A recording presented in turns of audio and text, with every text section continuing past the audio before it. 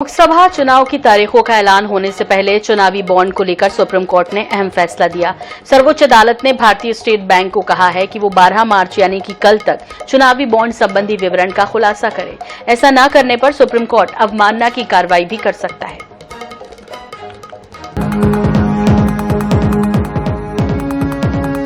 लोकसभा चुनाव के लिए चुनाव आयोग ने तारीखों का ऐलान अभी नहीं किया है, लेकिन माना जा रहा है कि जल्द ही चुनाव कार्यक्रमों की घोषणा हो जाएगी।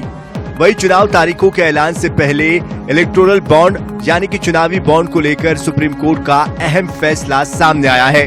चुनावी बॉन्ड के मुद्दे पर सुप्रीम कोर्ट ने भारतीय स्टेट बैंक को कड़ी फटकार लगाई है। मामले की सुनवाई के दौरान अदालत ने एसबीआई को अवमानना की चेतावनी दी और कहा कि कल तक ये डेटा जारी हो जाना चाहिए। अगर ऐसा नहीं होता है तो कार्रवाई की जाएगी। चुनावी बॉन्ड के मामले में सुप्रीम कोर्ट ने एसबीआई को 12 मार्च को कामकाजी घंटे समाप्त होने तक चुनावी बॉन्ड संबंधी विवरण का खुलासा करने का निर्देश दिया है। साथ ही निर्वाचन आयोग को एसबीआई के द्वारा साझा की गई जानकारी 15 मार्च तक प्रकाशित करने के लिए कहा गया है। सुप्रीम कोर्ट ने चुनावी बॉन्ड संबंधी जानकारी का खुलासा करने के लिए 30 जून तक का समय दिए जाने का अनुरोध करने वाली एसबीआई की याचिका खारिज कर दी है। सुप्रीम कोर्ट ने 23% बाजार हिस्सेदारी के साथ ही भारत के सबसे बड़े बैंक एसबीआई के अध्यक्ष और प्रबंध निदेशक को अपने नए निर्देश का पालन करने के बाद एक हलफनामा दाखिल करने का निर्देश दिया है।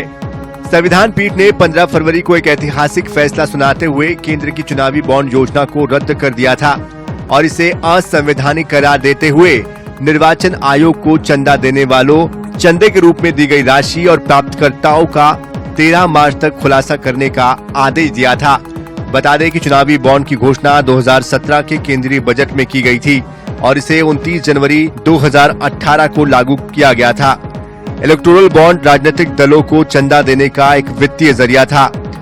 ये एक वचन पत्र की तरह होता था और जिसे भारत का कोई भी नागरिक या कंपनी भारतीय स्टेट बैंक की चुनिंदा शाखाओं से खरीद सकता था और अपनी पसंद के किसी भी राजनीतिक दल को गुमनाम तरीके से दान कर सकता था। इन्हें सिर्फ स्टेट बैंक ऑफ इंडिया से खरीदा जा सकता था।